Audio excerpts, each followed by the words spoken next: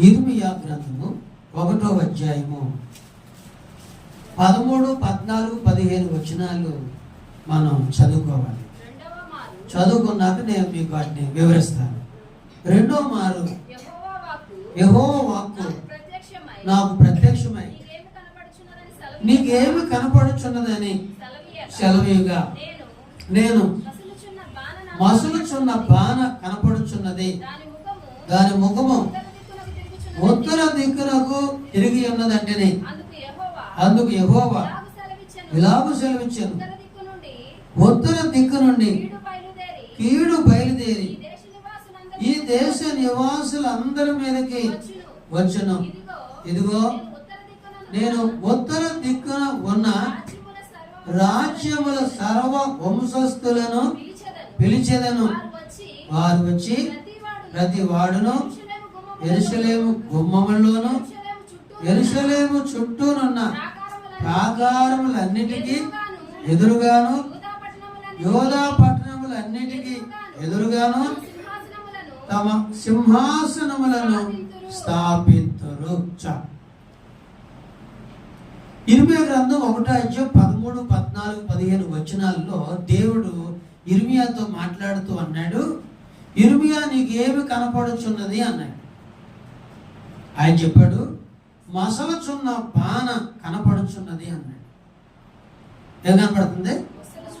మసలుచున్న బాణ అంటే కొండలో నీళ్లు ఉన్నాయి, కొండ కింద మంట ఉంది, కొండలో నీళ్ళన్నీ కూడా ఏమవుతున్నాయంట, మరుగుచూ ఉన్నాయి, బాగా వేడిగా తెరులుతూ ఉన్నాయి, విపరీతమైన వేడితో తెరులుతూ ఉన్నాయి.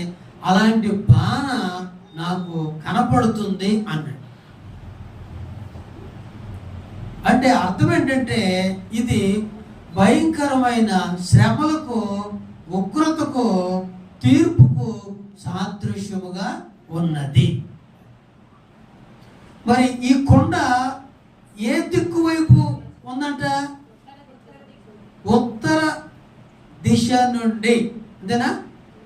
ఉత్తర దిక్కునకు తిరిగి ఉన్నది అని చెప్తారు.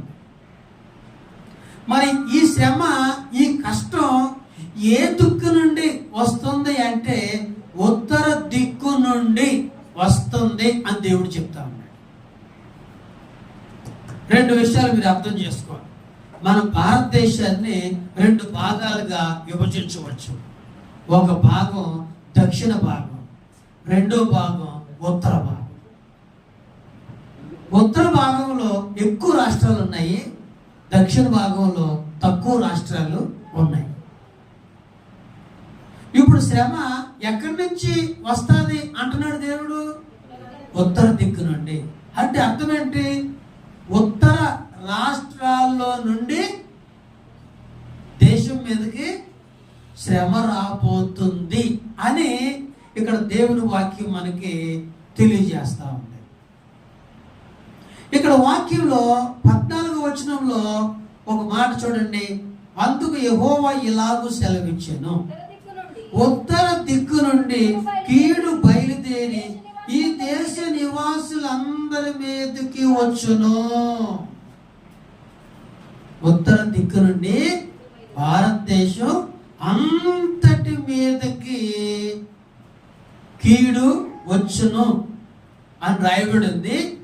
ఈ వచనం 15 సంవత్సరాల క్రితం నుండి ప్రారంభమైంది.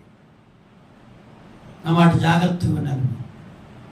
ఈ కీడు 15 సంవత్సరాల క్రితం నుండి ఈ కీడు ప్రారంభమైంది, కొనసాగుతూ ఉంది.